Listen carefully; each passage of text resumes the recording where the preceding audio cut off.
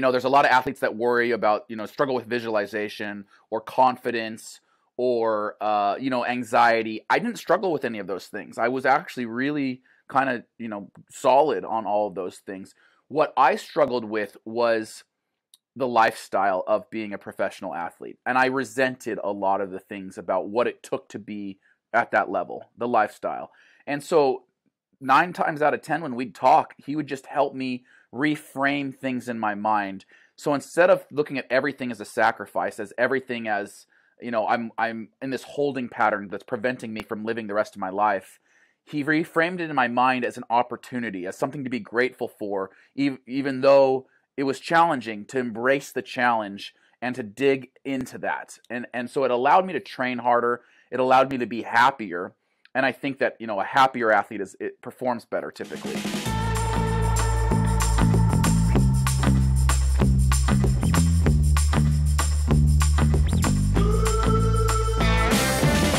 Nick, thank you very much for joining me today. Hope you're well. How's everything your end? It's good, man. We got a beautiful day here in Eugene, Oregon, Tracktown, USA. Our winters are pretty cold and gloomy, but it's supposed to be 80 degrees and sunny this weekend, so I'm happy. Well, for once, actually, over in Scotland, I have a beautiful day as well, so I don't feel left out for the first time in a while. But I thought I'd open questioning with something that's probably going to be difficult to answer given your extensive career, but in a sentence, who is Nick Symmonds? It's not that hard because I have to give my little tagline in every recording that I do. So here's my little 1-sentence pitch. I'm a 2-time Olympian and the CEO of the energy gum company Rungum. Period. But I also am a husband, an active outdoors enthusiast. I'm really into fitness. I'm just a guy that likes to set goals and then go tackle them, I guess, is how I would sum it up. That was very direct. Well done. I think if somebody asked me that point blank, I'd probably struggle a bit more, but you seem very refined. So as you've touched upon, you've had an extensive career in athletics and as a professional runner, and it's not actually that far gone. It was only 4 years ago that your time... I retired in 2017, yeah, so about 4 years removed. Yeah. So I think I'm interested to hear what the sort of, whether there's 1 or 2 or 3, the career high, the real moments that have stuck with you for the rest of your life. Wow, that's a great question. I mean, I think all of the big moments where you do something for the first time. So the first state title was huge. The first NCAA title was huge. The first time under 4 for the mile. And then making your first Olympic team. All of those big firsts just stand out so vividly in my mind. That's awesome. And I think the inverse of that, and it might be a little bit less direct, but what was the most memorable career low? Wow, that is a good question. I was injured in 2014, and I was an athlete that almost never got injured. I mean, I'm not blessed with a lot of genetic natural talent. My one great talent was that I was durable and I could train hard. So, if you're that kind of person that's durable and you have the work ethic, you can get pretty good just by the nature of doing it day after day after day. And it was 2014, I think I was 30 or 31 at the time, and I got an avulsion fracture in my knee that cost me an entire season. And that was a real low because at that point, 15 plus years of training, had never missed a season. Barely ever missed a week of training. So to be out for 6 months was really, really hard for me. Was that quite unique amongst your other athletes, your peers, for that to be your first major injury to put you out of the season? Yeah, I mean, I could name 100 athletes that were more talented than I was, but they were injury prone, right? And so they would train for 3 to 6 months, and then an injury would pop up, and they'd have to take 3 months off and then kind of start over from scratch. Whereas because I wasn't injury prone, I could train for 50 weeks hard, take 2 weeks off, and come back and train for another 50 weeks hard. And so instead of having to take those little step backs each time with an injury, I could just kind of plow on. And I think that's a talent. It's a genetic ability to be durable. And there's also a lot of skill involved with it, learning to feel out one's body and take care of one's body. But I was, in my 20s especially, you could shoot a cannonball at me and I wouldn't get injured. I was pretty durable. Durability is the name of the game with a sustained career in any sort of sport, really. I mean, It's not as big over your end, but football is very comparable. I've got so many friends that are rugby players that have just had a myriad, a list as long as their arm of injuries here, seasons out there.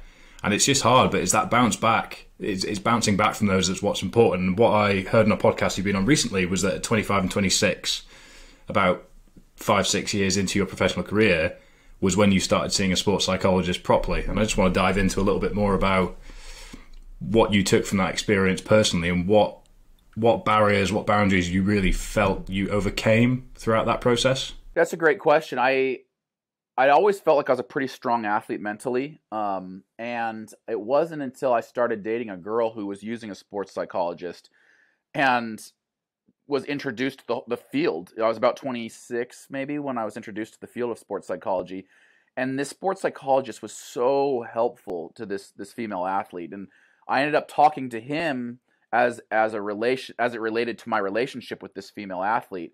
And when I broke up with this girl, I said, listen, I know that you have been working with her for years, but I really value the time that we've spoken together. Can I start working with you now too? And he was gracious enough to bring me into his stable of athletes. And then I worked with him for, a decade after that. I still talk to him on a regular basis. And for me, there's a lot of athletes that worry about, struggle with visualization or confidence or, anxiety. I didn't struggle with any of those things. I was actually really kind of, solid on all of those things. What I struggled with was the lifestyle of being a professional athlete. And I resented a lot of the things about what it took to be at that level, the lifestyle. And so 9 times out of 10, when we'd talk, he would just help me reframe things in my mind. So instead of looking at everything as a sacrifice, as everything as, I'm in this holding pattern that's preventing me from living the rest of my life, he reframed it in my mind as an opportunity, as something to be grateful for, even though it was challenging, to embrace the challenge and to dig into that. And so it allowed me to train harder. It allowed me to be happier. And I think that, a happier athlete it performs better typically. So we really focused on learning to love the process, learning to embrace the process, and find happiness and fulfillment in the daily challenges, rather than this. My natural inclination was, I'm going to just hate my life for 9 months out of the year while I train my ass off until the fun stuff that is the season. He taught me how to enjoy those other 9 months. You've mentioned previously as well that it was a very lonely existence. It's a super lonely existence. Being a professional runner is not a good job. Full stop. Like, I'm glad I did it. I had a wonderful career. I wouldn't trade it for anything. I am so grateful that I don't have to be a professional runner anymore. Is that why the community side of your YouTube channel and your existence now is so prominent? That sense of community? Do you feel like you're making up for lost time with everything you do now because of what you missed out on in your athletic career? It's almost like I cherry-picked my favorite part of my career and said, this is what I want to do for the rest of my life. The favorite part of my career was competitions and interacting with my fans. Right? That's why I loved the season so much. That's why I just looked forward to the season all year long and hated it the rest because it was so lonely. I'm like, I just want to go race and I just want to sign autographs for the fans. Like, could I just do that year round?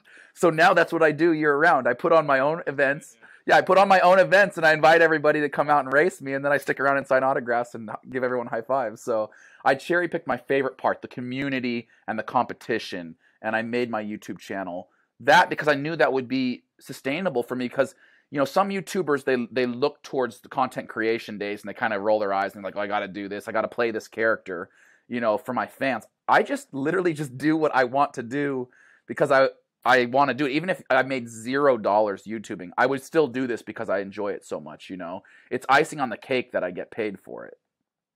Yeah. And I think that if there's a lesson to be extracted from that, it's that everything that we do, we should analyse and take away what actually makes us feel fulfilled, what actually makes us happy, and just focus on it more. Because it's so easy to just get stuck going through the motions, and you could have just put a pin in your professional career, carried on with Rungum, and that would have been it. But you would have been missing out on all those things that you enjoyed as part of your athletics career. So I think it's very inspiring to see how you've managed to merge the different components together. One question that I absolutely hate asking of myself is, why am I doing what I'm doing?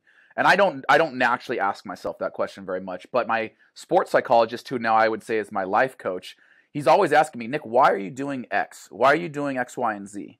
And I have to seriously sit back because I never think about it. And I'm like, I don't know why I'm doing that. It doesn't make me, if I say it doesn't make me happy, then I kind of reevaluate why I'm doing it at all. And maybe I should need to strike it out. Or if I say I'm just doing it because it makes me so happy, then he's like, maybe that's something that you need to like dig into further. So I think that I am, if you study Enneagrams, I'm an Enneagram 7, which means I'm constantly looking for fun. Like I'm a fun-driven person. If I'm not having fun, it's not going to last very long. And everything that I do, whether it was my running career or business or YouTube or anything, am I having a good time is like the underlying driving emotion in my life. You say what you want to about that. Everybody's driven by different things. Having a great time is what drives me. I think that's a life lesson we can all take and use. One that I think we should all take and use more. Actually, I think a lot of people get lost in chasing the next thing. I'll do 5 years of this so I can then do that in my future. But it's important to be present and enjoy the process, as you said. It's taking each day as it comes and making sure you're doing the right things along the way. Yeah, I wasn't always good at it. Like literally a decade worth of work to learn to enjoy the process for sure. But now you can share that with other people so they don't need to do the work. Yeah. It's a cheat code, isn't it? So. But the fun-driven aspect of what you do is fascinating, and you can tell from all your content, everything you do, that is exactly the way that you approach things. But when it came to the pressure of performing, the actual competition itself, you enjoyed the process, you enjoyed the first Olympics, etc. Talk me through that first Olympics start line.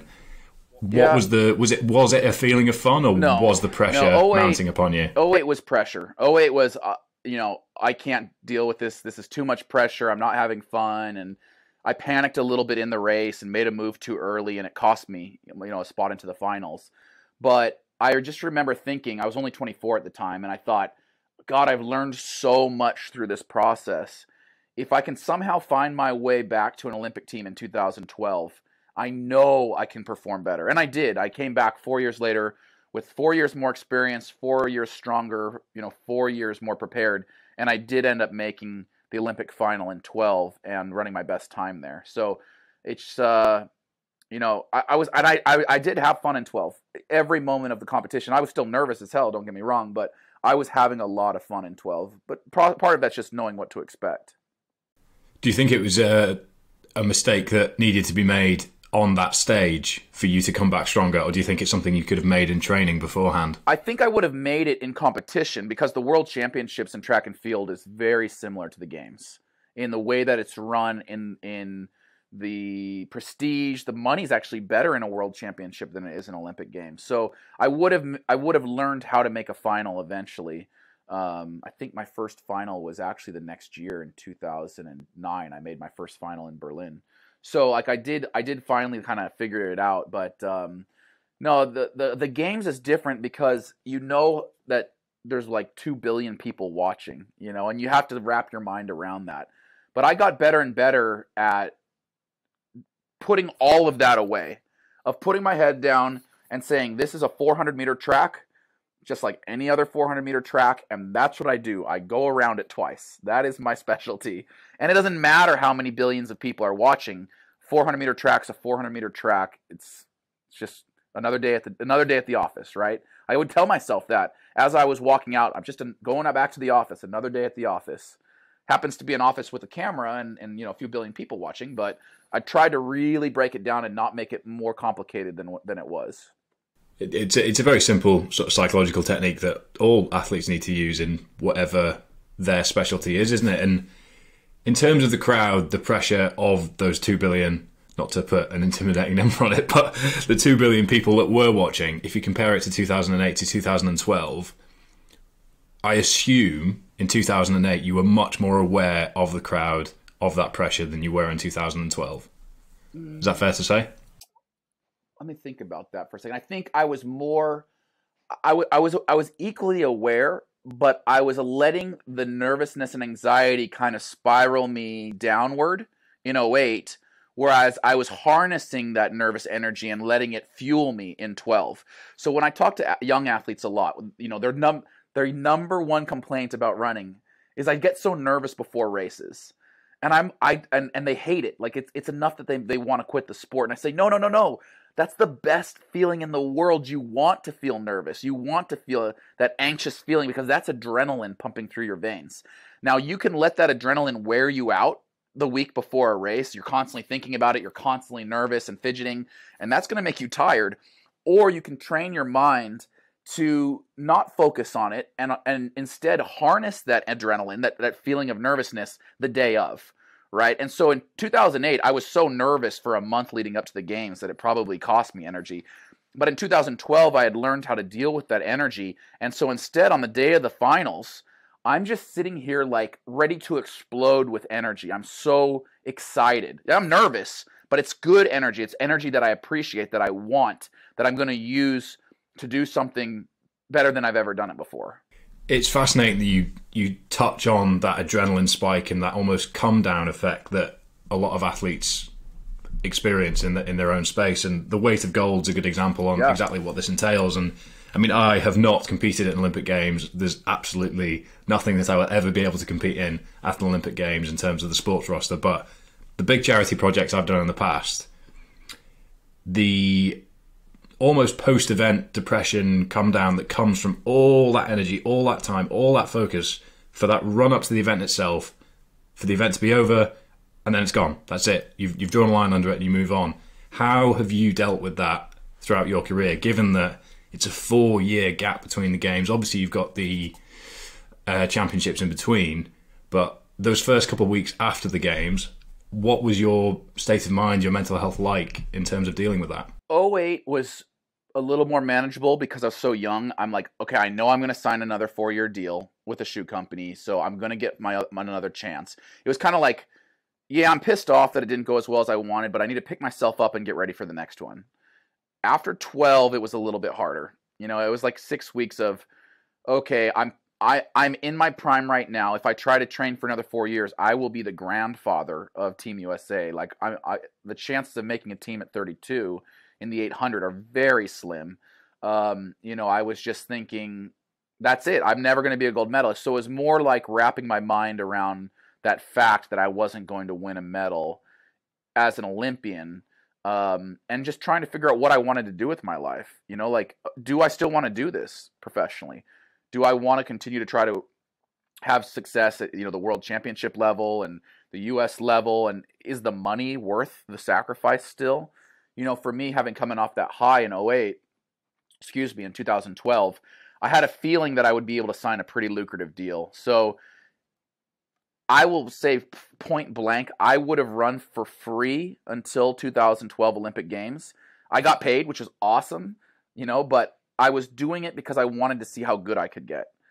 After 2012, 2013, a lot of the reason that I was running was because it was a job. It was a great job. You know, I got paid really well at that point, but it wasn't the same carefree, I would do this for free attitude.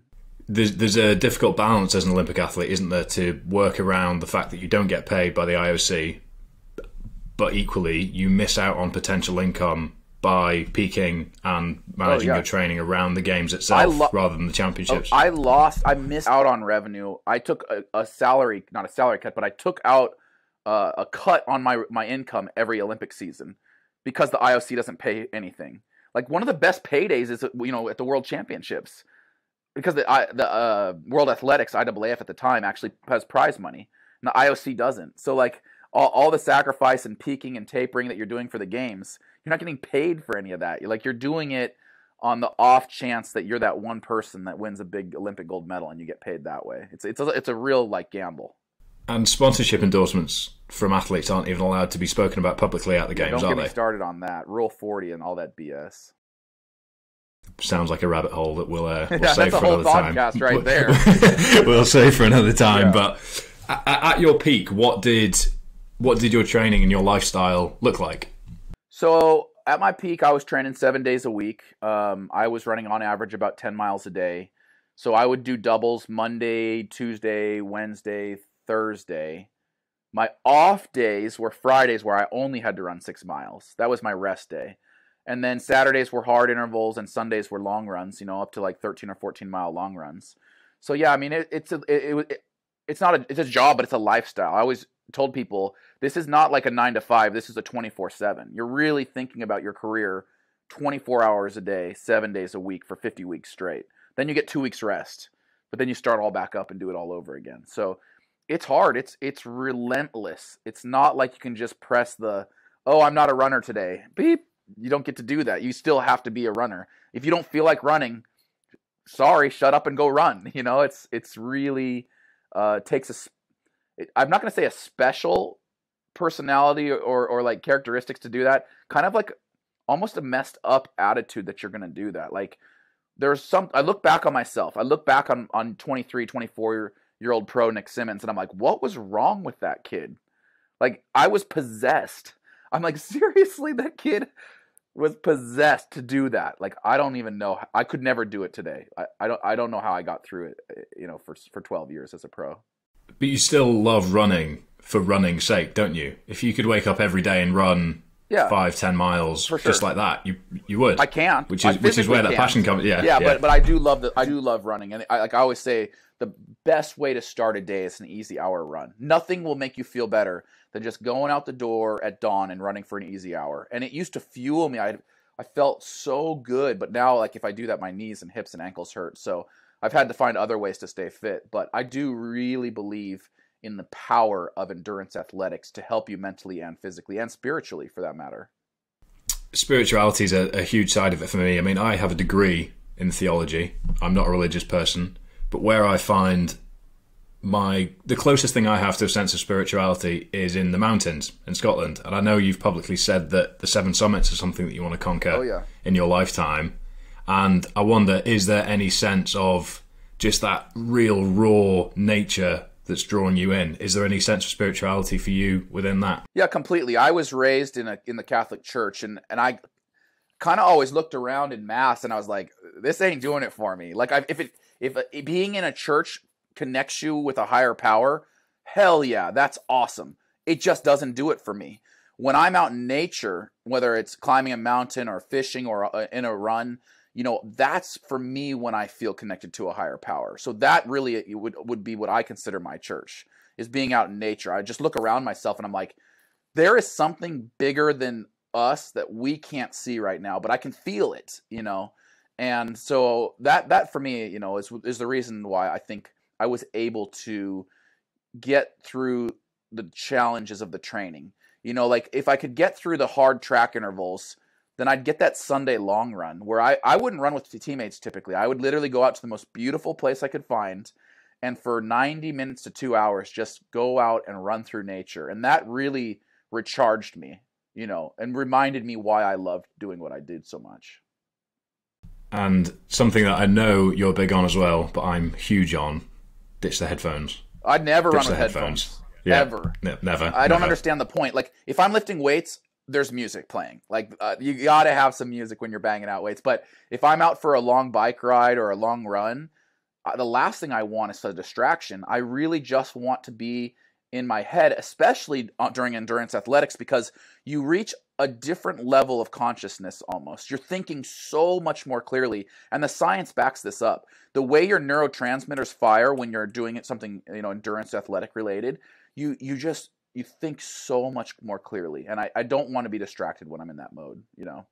I completely agree. I zone in more on my low intensity sort of 140 heart rate stuff. Anything in zone 2 is where I'm most at peace. The white noise of the world is quiet, and I can just zone in on my thoughts. And that's why I love training in so many different disciplines, because it allows me to enter that state more often than I would if I was just in a single discipline. So I share a lot of your passion for that spiritual draw to the outdoors, and it's helps that you live in such a beautiful place. Well, it helps. Yeah, there's weather to contend with here, and it's miserable most of the year. But when it's good, like today, it's good. I've had a good few days swimming up in the hills, which has been nice. But it's a powerful thing. It's a powerful thing, and I mean, you're not lacking in choice out where you are for beautiful scenery and things to engage with. Pretty nice that way. Yeah, no, I've never been, but I will at some point. I am sure. And if you've got a training session on paper, it's an opportunity to use that time to think, to develop, to be alone and with your own thoughts. And there's no point in sending it on a treadmill for 90 minutes if you can do it out in a new part of the area that you live in, because it's a great opportunity to zone out and engage with yourself, which is not something that we get the chance to do as often anymore in the world that we live in. I agree. I don't believe in treadmill running for a lot of reasons, but the only time I would ever run on a treadmill is if it was icy or if there was a thunderstorm out. Like if I felt that there was actual danger outside, then I would run on the treadmill. But it could be, 35 and sleeting, and I'm like, all right, I need a jacket apparently, or I need some gloves today. I would run through anything. And that's part of the fun of it too, I think. Get out in nature. Nature's not 72 degrees and sunny all the time. You get out there, and some of the best runs of my life were freezing my butt off in the dead of winter. But I just look back at them like, that was such a great run. So it means you can't stop as well. Yeah, exactly. If you stop, you'll get too cold. Well, from a performance standpoint, our races aren't run indoors typically. I mean, there's an indoor season, but the outdoor season, you're going to get thrown a dozen different types of weather. You better have practice through the weather, rather than do every single one of your miles on a treadmill and then all of a sudden it rains and you don't know what to do during race day. We've spoken a lot about your running exploits, but recently, and very recently, you've managed your first 315 squat. Yeah. And I know that you are congratulations, it was clean as well. Very nice. And I know that you're pushing for the 500-pound deadlift and the remaining time within a 5-minute window for a mile. So whatever the succinct way of saying that is. I'm calling it the 5-5 how's the training challenge. going? Yeah, so I want to deadlift 500 pounds straight into a sub 5-minute mile. Yeah, but it's within the same 5 minutes. So basically the time will start once I grab the bar, and then I've got 5 minutes to do both. But a deadlift should take what? 5 seconds maybe. So I would need to run like a 4:55. If it's a grinder. Yeah. If it's a grinder. Exactly. Fingers crossed it's a speedy 1 second rep. Hope so. No, my brother managed the deadlift, and he did a 501-pound deadlift at about 6 p.m. and then ran a 4:53 mile at about 8:30 p.m. last summer at 19 years old. He could put them together just fine, like marry them together. I know, but we didn't know that people were shooting for that at the time. So I don't think it was a thing. Michael Moralia, I think, is the guy that started this, and he's inspired me to do it. I don't know that I can get up to a 500-pound deadlift. That's the challenge for me. And then once I've done that, am I still light and lean enough to still run a sub 5-minute mile? I don't know. We'll find out.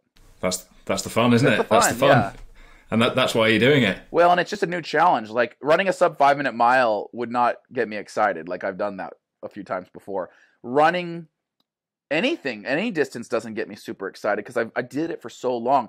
But now in the gym, I'm trying new things. Like you saw that back squat, that 315 back squat. What you didn't see was about 6 months where I physically couldn't get my hips below my knees because I'm so immobile, right, from 20 years of running. So I mean, 50% of the time that I'm in the gym is just working on mobility so that I can actually do some of these lifts. So once I got the mobility and could actually do a squat, then I started raising that weight up pretty quick. I'm doing the same thing with my snatch right now. And the deadlift has come really quick, more from a technical standpoint than anything. But, right now, 330 was my best deadlift 3 months ago. And in just 3 months, I got up to 400 pounds. So I'm hoping that with a lot of focus this summer, I can get up to 500 by the end of the year. I think so. And a sub 5-minute mile you could probably do in your sleep. Hope so. Or in cowboy boots or in Crocs, anything you want. I do share in your lack of excitement for running a sub 5-minute mile again. I've done it once in my life, 4:58 after a 500-pound back squat. Wow. And that's my next one. After I do the deadlift, I'll do a 500-pound squat into a sub 5. It's my squat's the same as my deadlift, wow, so it just worked out well. But I was rolling around just being sick for about half an hour because I've never redlined as hard as I did for that 4:58. I tripped over the line. Mile will get you in trouble. It's a tough one. Yeah, my pacer took me out on a 1:04 first lap as well. Oh my gosh, that's painful. So holding on, I saw things that I'll never be able to unsee in my psyche, but. No, it's a very different style of training, isn't it? The big double days, the mileage, all that volume, and now you've transitioned into the real focused work to get that mobility where it needs to be to develop the strength, which is awesome that you've got there.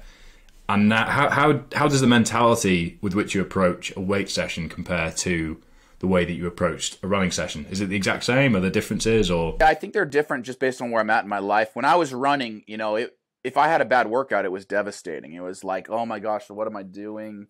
I'd think about it. If I had a good workout, it felt like getting paid. Like, oh my gosh, I'm so fit. I'm going to convert this into kicking ass on the track. It was so competition oriented.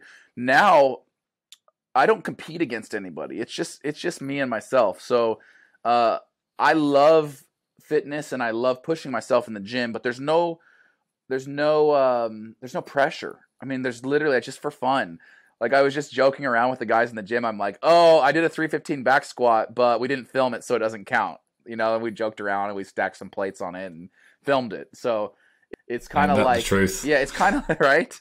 It's kind of just, it's all for fun. Again, going back to, I'm a fun-driven person. I don't know that CrossFit is the best thing in the world for me, at 37, but I have so much fun in there, playing around with the jump rope and learning how to do these different lifts, and the sense of community is great. And so maybe the thing I look forward to most every day is this CrossFit class that I do Monday through Friday from 6:30 to 7:30. It's just such a great way to start the day.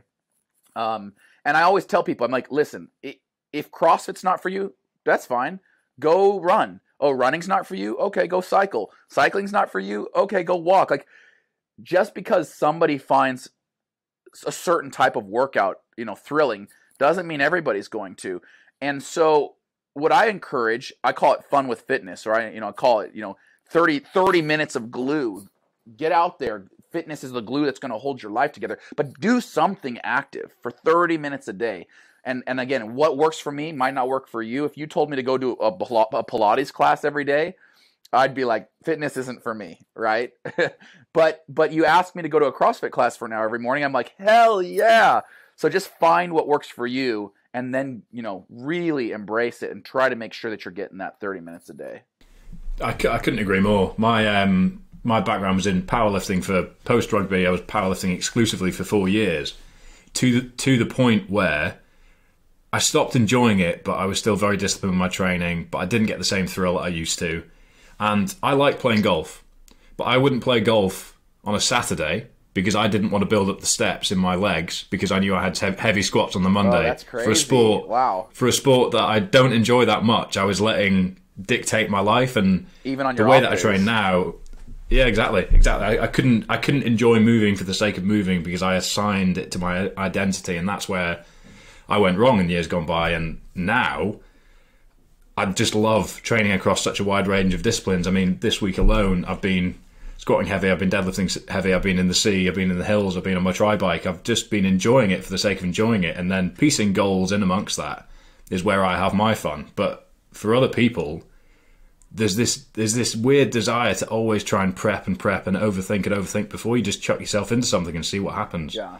I mean, that's the best way to learn. I think if you're young, when you were younger and you had powerlifting, and when I was younger, I had running. I mean, it's fun when you're young to really get amped up about something and see how good you can be. And I'm glad I did it, as I'm sure you're glad you did it. But that lifestyle, it's so hard. I remember when I retired, I was talking to my sports psychologist, and I was kind of going through a slump. And I said, Jeff, I just miss being really good at something. I miss being world class at something. And he goes, do you remember the sacrifices that you had to make to be that good? Do you remember pouring yourself a beer and asking yourself, how much damage is this one beer going to do to me? Or like you said, going out and playing golf and feeling guilty about playing golf because you have heavy squats. Like, the amount of sacrifice that it takes to be world class at something, I encourage people to push their limits when they're young and find that. But you come out the back end of that with a greater appreciation for what life is supposed to be about. Life is not supposed to be about that. You can have that be a chapter of your life, but I don't think life is meant to be all sacrifice, in that regard. That's why I asked you the question at the start around in a sentence, because it's so easy to attach your identity to things that are actually just one part of what makes you tick. And I've done that. I know plenty of people have done that. As an athlete, it's very easy to do, but the right thing to do is to explore lots of avenues, commit to those avenues. If one of them turns out to be the right one for you, go all in. If it's not, do the things that make you happy. Do the things that you enjoy, and then play around with it. Yeah, and I even encourage, even as a pro runner, I said I have to have an outlet. and my outlet was fishing. And so I tried to go fishing once a week, and I felt like that was a fair trade-off. Like, as long as I can get, my fishing in each week. Usually it was Fridays, right? Because I'd wake up early, I'd get my 6-miler out of the way, and then I'd have all day to fish. And maybe it would make me a little bit tired for Saturday's workout, but the mental refresh of feeling like I had that to look forward to each week, it was worth being just a little bit tired on Saturdays. So, I don't know. It's a state change, isn't it? It is. It's the same as those long, steady runs. Exactly. It puts you in a different state of mind to the one you were in before. And I know you said there you were conscious of having that one beer at peak athleticism, but what's your beer mile? Is it 5:10 or 5:19? 5:19 is my best ever, yeah. That's disgusting. I can't think of anything worse. That was the week after the Olympic Games, though, so kind of unfair. So you were peaked. I was really ready to go. Yeah, I am. I'm gonna go head to head with my brother at some point, but I think that the big challenge is going to be not throwing up. Oh yeah, so it's a miserable event. Like I swore off of them after I did a couple of them. They hurt. I've watched the World Championships, and it does look very entertaining. I'm considering doing another one. Coming out of retirement for the beer mile just for YouTube, because I think it makes such a good video. I'd be watching, liking, and probably making a second channel just to subscribe because you'd earned it. But I think reflecting on everything that you've said, if you could do it all over again, would you do anything differently? From a physical standpoint, no. I think I did everything as good as could be. Like, I think I got the most out of my legs. I literally don't think there's anything I could have done to run faster. So I'm really proud of that. From a mental standpoint, I think I learned a lot of great lessons about, persistence and dedication and hard work that I can take with me through the rest of my life. The one thing I regret, and everybody always laughs when I say this, the number one regret I have for my pro career is that I didn't start a YouTube channel earlier. Because I was doing such a cool thing in a really neat niche, and there were so many people out there that could have benefited from me sharing that experience via YouTube. I wish I'd been vlogging through my entire career. Hindsight's 20/20, but it would have set me up better as an entrepreneur and as a content creator today if I'd started earlier. And it's just such incredible behind the scenes content that I could have shown that no one's willing to do today. And I was the guy that I'm happy to share every aspect of my training, every aspect of my life. So I would have been super excited had I known that this YouTubing thing was going to be so important to me later down the road. If I'd done that earlier, I think it would have been really good for me and for the audience. Timing wise, it would have just been as YouTube was taking off as a major platform. I mean, my physical peak was 12 and 13, which right now when you talk about the Casey Neistats of the world, the Gary V's, they started vlogging kind of back around then. So it would have been really really great timing of me to have started back then. But it also, I wonder if it would have taken a lot out of me. There were weeks where that's the flip side, isn't it? I mean, would I have sacrificed performance to be able to create those vlogs? Probably. And there's only so many hours in the day, and there's only so much energy in our bodies. And as an athlete, especially an endurance athlete, one of the golden rules of training is conserve energy when you're not training. Resting is training. And so, I have to think back to that time in my life, and there just wasn't that much energy to go around. Well, you're not doing too badly on the YouTube front, so I think you can probably put that regret to bed. I probably need to just get over it and just and that's another thing I always think about. You can't change the past, right? I can't go back to 2012 and start vlogging. I have to think today is 2021. What can I do today to set myself up in the future as best possible? And that's working on my business and continuing my success on YouTube and investing, and just I always thought about this as a pro runner. I want to give my future self the gift of security, right? So as a runner, I always said I don't want to run today, but if I imagine future Nick standing on the starting line of a big race, I really, really want to give future Nick the gift of being prepared. And so now at the age of 37, I'm like, I really don't feel like shooting this video today or doing X, Y, and Z for my business, but I know it's going to set future Nick up so much better if I take care of this work today. So I'm always kind of thinking, how do I make sure that future Nick and my future family are set up as best as possible? And that's what inspires me and lights a fire under my butt. Yeah, no, I totally get that, because you're in control of your own destiny almost, aren't you? The work you're doing is for the future. It's for those close to you and for yourself, which is inspiring in itself. Well, and I think having that long outlook is more powerful than thinking about, well, how is this going to help me tomorrow? Probably not. Probably not going to help you at all tomorrow. But one day helps 2 days, 2 turns into 4, and all of a sudden a month or 2 worth of work dramatically affects, your future lifestyle or your future life. I really believe it's like compounding interest, right? You just build and build. One YouTube video isn't going to make or break you, but the attitude of skipping a video each week could derail your channel, completely.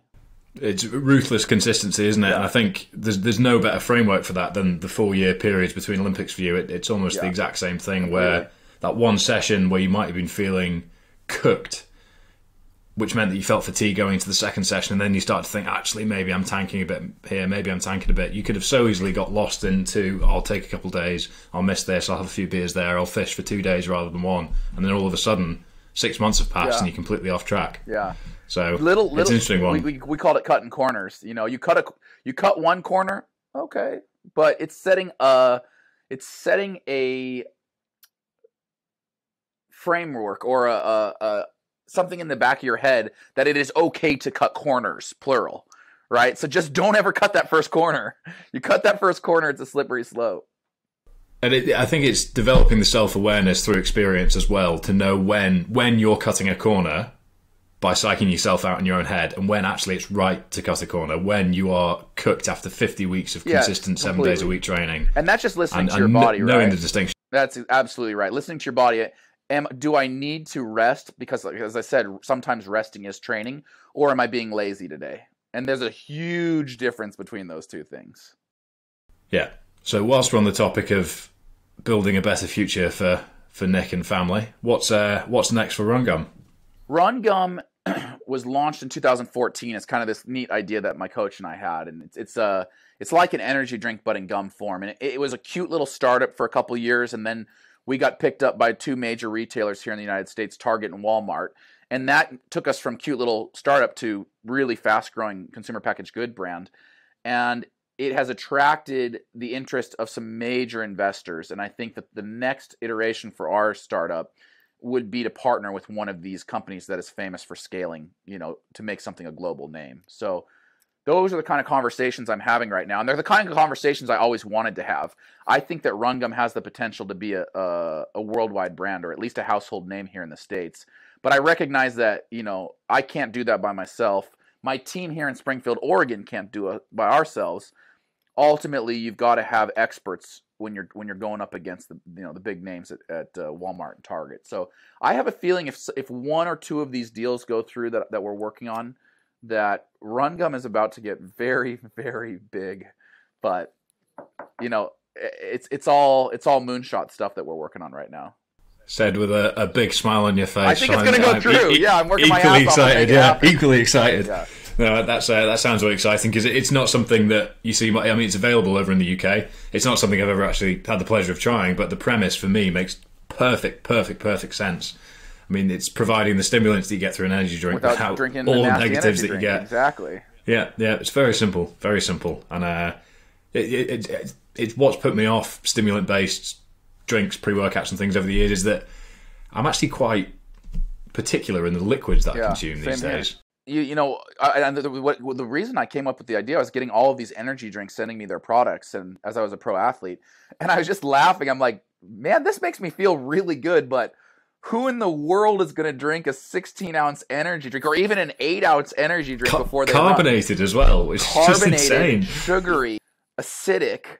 I mean, I'm like, literally, there's not a single runner in the world that wants to drink one of those before they run. I'm like, I can make a better product. So I made something for me, and my teammates and my competitors all wanted it. And fortunately, my coach has a degree in background in business development. So he was like, we've got to take this to market. And I'm so glad that we did it when we did it in 2014, because, I was ranked number 2 in the world, and the amount of earned media we got just kind of allowed us to get it off the ground. Getting a product to market is really hard, and then getting that product off the ground is really hard. And we had the time in 2014 due to the injury, and the earned media due to my career that allowed us to get through those first 2 hurdles. And scaling is very difficult for a business of that nature, because when you get a big purchase order, great, cash flow popping is champagne, so hard. but and that's where these impossible. big investors who have done it before are going to be so critical. Like I think I've done a good job getting us to where we are today, but it's just such a lumpy business, as you mentioned. Like Walmart might place $500,000 order, which sounds great until you realize that you've got to make $500,000 worth of gum, and that costs a lot of money. And Walmart doesn't prepay. In fact, they pay net 90, meaning they don't pay their bill until 90 days after they've received the product. So you have what's called kind of a cash flow lag there. And dealing with that has been manageable just with, lines of credit that I personally guarantee and the cash flow that we've got. But for us to really go to that next level requires not millions of dollars. It requires tens of millions of dollars to manage to be able to manage all that. And I think that's the kind of deals that we're looking at right now and getting really excited about. Well, that sounds very exciting. I'm not going to wish you luck, because it doesn't sound like you're going to need it. Oh, it's you all always very need methodical. luck. No, I believe in. What's the famous saying? The harder I work, the luckier I get. So I really love that saying. I believe in it. Awesome. Well, in that case, good luck as well. Thank you. But finally, over here in the UK, we are just coming. Gyms in England have only opened 4 days ago from when we're recording this. We've been in and out of lockdown for a long period of time. We aren't blessed with the exciting weather that parts of America have, which means that a lot of lifters, a lot of everyday people in the UK have taken up running as a pastime in the past 12 months. Yeah. And it's amazing. It's been great to see. But I'm just wondering, from your perspective, with such an extensive career behind it, what would be your 3 tips for new recreational runners? So the number 1 tip I give new runners is focus on consistency before scaling your mileage. So everybody's like, oh, I want to be a runner. I'm going to go out the door and go for an hour-long run. I'm like, good luck. You can be sore as hell tomorrow. And then Goodbye, they are, right? Achilles. Yeah, they're so sore the next day and the day after that they don't run for another 7 days because they're so sore. So I'm like, you know what is way more impressive to me than a 7-mile run? A person that can do 1 mile a day for 7 days straight. It's way, way harder. And people are hearing me and they're like, no, I can run a mile. I bet you can. But can you do it every day for 7 days straight? Way more impressive to me, because if you prove to me that you're the kind of person that's disciplined enough to run 1 mile a day for 7 days straight, then you can run 2 miles a day for 7 days straight, and then 3 miles a day. And now all of a sudden you're talking about serious mileage, right? So I really believe teach your body the structure of training before you actually start scaling that training up. That's number 1. Number 2, sign up for a race. It is so easy to get kind of complacent in your training or demoralized in your training. You have to have a race on the horizon, right? So always, even if it's 6 months out, have a race on the horizon that gets you out of bed, gets you laced up, gets you out the door, kind of gives you a little bit of accountability. And then number 3, I would say understand the why behind your running. Is it just to lose weight? That's a great why. And there are ways that I would coach up somebody who wants to lose weight, but that's vastly different than somebody who maybe is very happy with their weight and wants to focus on performance. Or somebody who's like, I don't care about weight or performance, I just want to find a sense of community.